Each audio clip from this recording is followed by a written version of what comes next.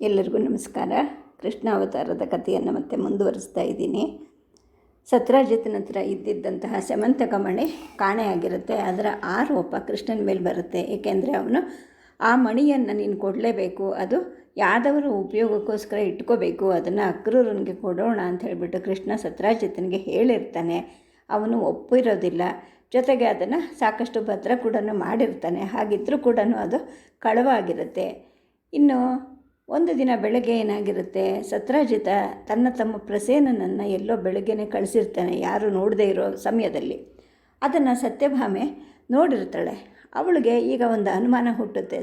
ಸ್ಯಮಂತಕಮಣಿ ನಿಜವಾಗ್ಲೂ ಕಳುವಾಗಿದೆಯಾ ಅಥವಾ ತನ್ನ ತಂದೆ ಅದನ್ನು ಎಲ್ಲನ್ನ ಅಡಗಿಸಿಟ್ಟಿದ್ದಾನ ಅನ್ನೋ ಒಂದು ಯೋಚನೆ ಬರುತ್ತೆ.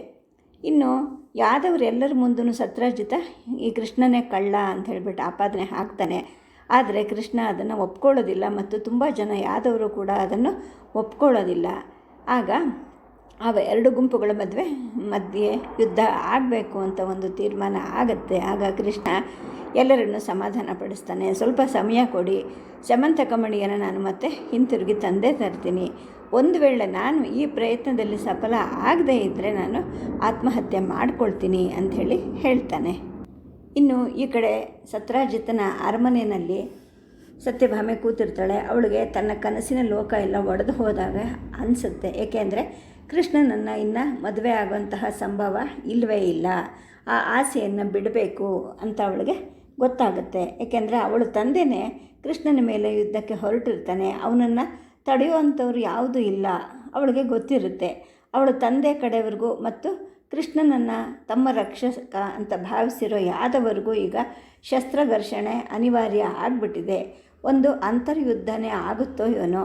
ಬಹುಶಃ ಇಂತಹ ಒಂದು ಸಂದರ್ಭಕ್ಕೋಸ್ಕರ ಸುಮಾರು 2 ವರ್ಷಗಳಿಂದ ತನ್ನ ತಂದೆ ಸಿದ್ಧತೆ ಮಾಡ್ಕೊಳ್ತಾ ಇದ್ದಾನೆ ಅಂತ ಅವಳಿಗೆ ಈಗ ಸಿದ್ಧವಾಗುತ್ತೆ. ಏಕೆಂದರೆ ಅವಳು ಜಾಣೆ.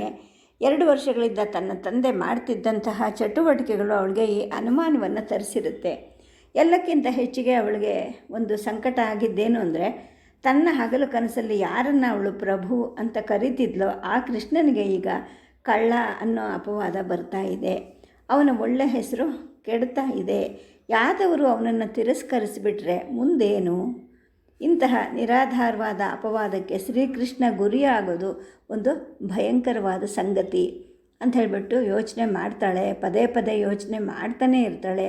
ಇದರ ಜೊತೆಗೆ ತನ್ನ ತಂದೆ ಕಟ್ಟಿರೋ ಕತೆ ನಂಬಕ್ಕೆ ಕಷ್ಟ ಅಂತ ಅವಳಿಗನ್ಸುತ್ತೆ. ಏಕೆಂದರೆ ಚಿಕ್ಕಪ್ಪ ಪ್ರಸೇನ ಯಾವುದೋ ಒಂದು ವಿಲಕ್ಷಣ ಕಾರ್ಯಕ್ಕೋಸ್ಕರ ರಾತ್ರೋರಾತ್ರಿನೇ ಕಳ್ಳನ ಹಾಗೆ ಹೋಗಿದ್ದನ್ನು ತಾನೇ ನೋಡಿರ್ತಾಳೆ. ಹೆಬ್ಬಾಗಿಲ ಹತ್ರ ತನ್ನ ತಂದೆಯೇ ಕರ್ಣಕುಂಡಲವನ್ನು ಕೆಳಗೆ ಹಾಕಿ ಅನಂತರ ತಾನೇ ಮೇಲಕ್ಕೆ ಎತ್ಕೊಂಡು ಅದನ್ನು ಅವಳ ಅಣ್ಣ ತಮ್ಮಂದಿರಿಗೂ ಇತರರಿಗೂ ತೋರಿಸಿ, ಕೃಷ್ಣನ ಕರ್ಣಕುಂಡಲ ಇದು, ಅವನೇ ಕಳ್ಳ ಅಂತ ಸಾಕ್ಷಿಯಾಗಿ ತೋರಿಸ್ತಾ ಇದ್ದಿದ್ದು ಪ್ರತಿಯೊಂದನ್ನು ಅವಳು ಕಣ್ಣಾರೆ ನೋಡಿರ್ತಾಳೆ. ತಂದೆ ಅದನ್ನು ಕೆಳಗೆ ಹಾಕಿದ್ದ ಅಂತ ಈಗ ಅವಳಿಗೆ ಖಚಿತವಾಗಿ ಗೊತ್ತಾಗುತ್ತೆ. ಇದೆಲ್ಲ ಘಟನೆಗಳಿಗೂ ಮತ್ತು ಸ್ಯಮಂತಕಮಣಿ ಕಣ್ಮರೆ ಆಗಿದ್ದಕ್ಕೂ ಏನೋ ಒಂದು ಸಂಬಂಧ ಇದ್ದೇ ಇದೆ ಅಂತ ಅವಳಿಗೆ ಅನಿಸುತ್ತೆ. ಅವಳಿಗೆ ವಿಪರೀತ ಸಂಕಟ ಶುರುವಾಗುತ್ತೆ. ಅವಳ ಪ್ರಭುವನ್ನು ನಾಶ ಮಾಡೋಕ್ಕೆ ತಂದೆನೇ ಹೊರಟಿದ್ದಾನೆ. ಅವನ ನಿರಪರಾಧಿತನವನ್ನು ಸ್ಥಾಪನೆ ಮಾಡೋಕ್ಕೆ ಯಾರಾದರೂ ನೆರವು ಆಗಬಹುದು ಅಂದರೆ ಅದು ತಾನೇನೆ. ತಾನೊಬ್ಬಳೇ ಅವನ ಗೌರವವನ್ನು ಉಳಿಸೋಕ್ಕೆ ಶಕ್ತಳು ಅಂತ ಅವಳಿಗನ್ಸುತ್ತೆ. ಊಟಕ್ಕೆ ಸ್ವಲ್ಪ ಹೊತ್ತಿಗೆ ಮುಂಚೆ ಅವಳ ತಂದೆ ಮತ್ತು ಅವಳ ಅಣ್ಣ ಭಂಗಕಾರ ಎಲ್ಲ ಮನೆಗೆ ಹಿಂತಿರುಗಿ ಬರ್ತಾರೆ.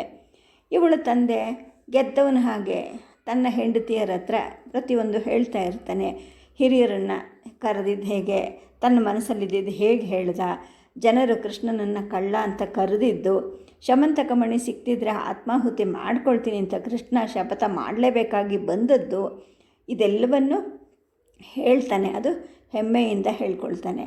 ಸ್ಯಮಂತಕಮಣಿ ಸಿಕ್ತಿದ್ರೆ ಕೃಷ್ಣ ಆತ್ಮಾಹುತಿ ಮಾಡ್ತಾನೆ ಅನ್ನೋ ಮಾತನ್ನು ಕೇಳಿ ಇವಳಿಗೆ ಬಹಳ ಭಯ ಆಗುತ್ತೆ.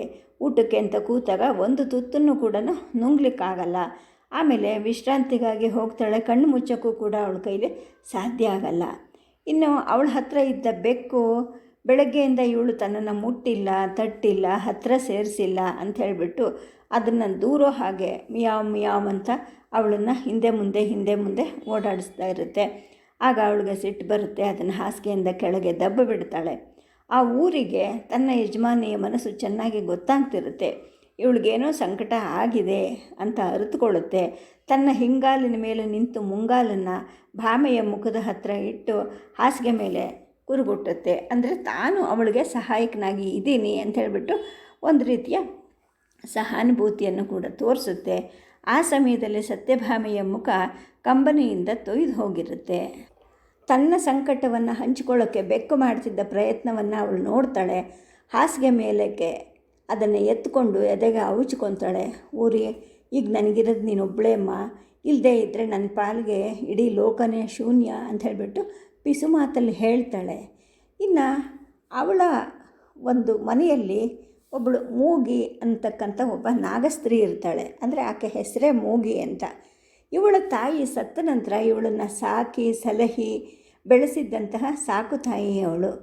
ಗುಡಿನಲ್ಲಿ ಎಂದಿನ ಹಾಗೆ ಸುಭದ್ರೆಗೆ ತನ್ನನ್ನು ಸನ್ನಿಸ್ಬೇಕಂತೆ ಅಂತ ಹೇಳಿಬಿಟ್ಟು ಹೇಳಿ ಕಳಿಸ್ತಾಳೆ ಆ ಮೂಗಿ ಕೈಯಲ್ಲಿ. ಸಂಜೆ ಆದಮೇಲೆ ಸಾತ್ಯಕಿಯನ್ನು ಕೂಡ ಅವನ ಮನೆಯಲ್ಲಿ ಭೇಟಿ ಆಗ್ತೀನಿ ಅಂತ ಅವನಿಗೆ ಹೇಳು ಅಂತ ಹೇಳಿಬಿಟ್ಟು ಕೃತವರ್ಮನಿಗೆ ಹೇಳಿ ಕಳಿಸ್ತಾಳೆ. ಬೆಳಗ್ಗೆ ಏನು ನಡೀತು, ಅದ್ರ ಬಗ್ಗೆ ಬಂದ ಸುದ್ದಿಗಳು ಎಲ್ಲ ಭಿನ್ನ ಭಿನ್ನವಾಗಿರುತ್ತೆ. ಇವನ್ನೆಲ್ಲ ಕೇಳಿ ಸತ್ಯಭಾಮೆಗೆ ಬಹಳ ದುಃಖ ಆಗ್ತಾ ಇರುತ್ತೆ.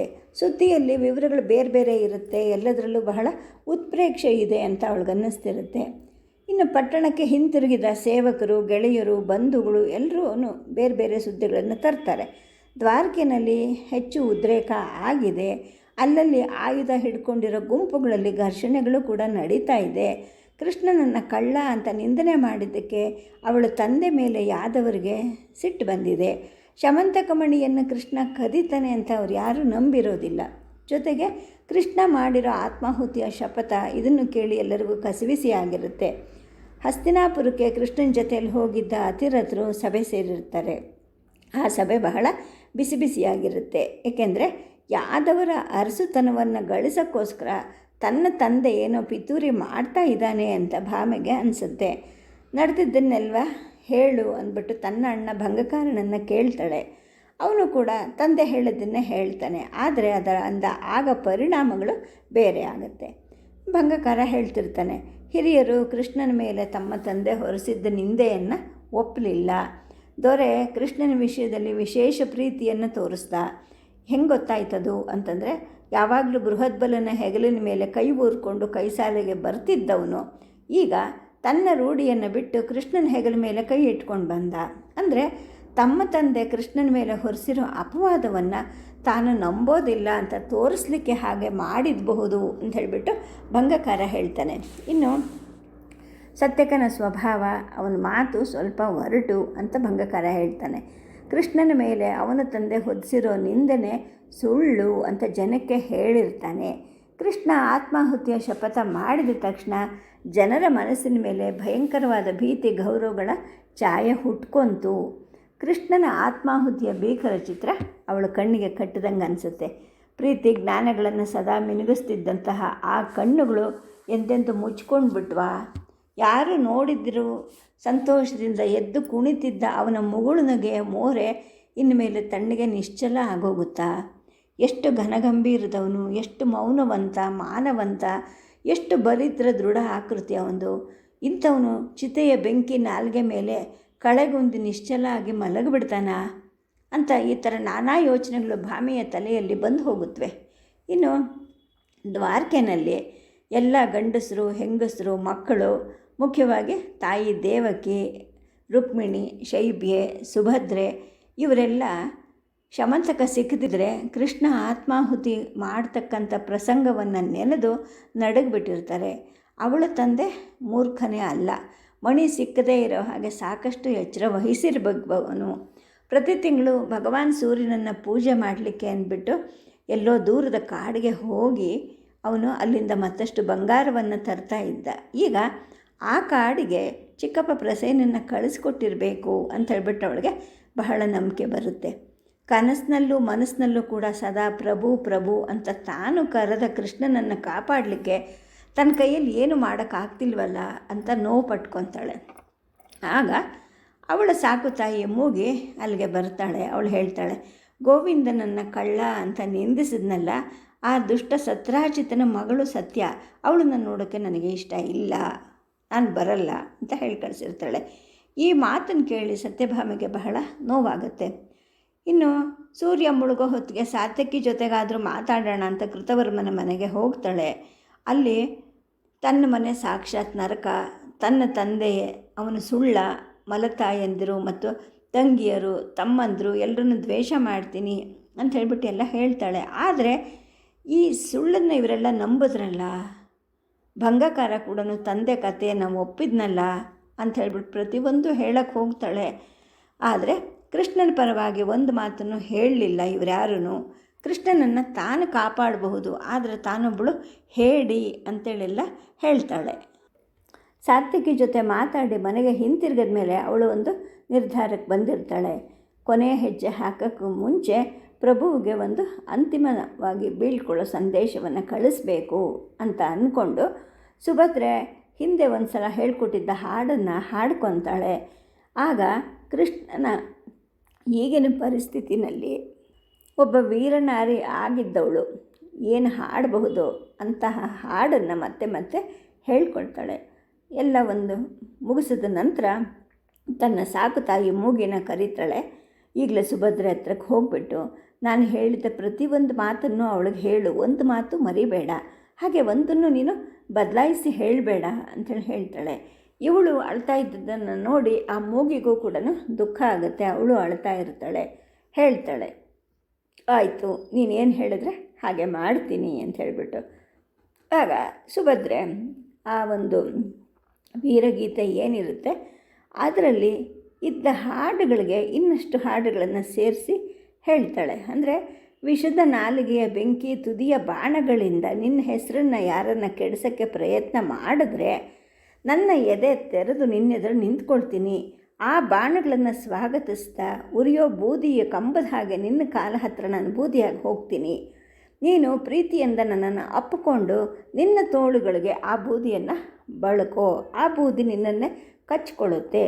ನನ್ನ ಮನಸ್ಸಿನ ಬಯಕೆ ಇದ್ದ ಹಾಗೆ ನಿಷ್ಕರುಣಿ ದೈವ ಹೀಗೆ ಮಾಡಿರದಿದ್ದರೆ ನಾನು ನಿನ್ನ ಸಮೀಪ ಇರ್ತಿದ್ದೆ ಅಂತ ಹೇಳಿಬಿಟ್ಟು ಈ ಸಂದೇಶವನ್ನು ಕಳಿಸಿ ಹೆಂಗಸರ ಜೊತೆಗೆ ಊಟಕ್ಕೆ ಹೋಗ್ತಾಳೆ.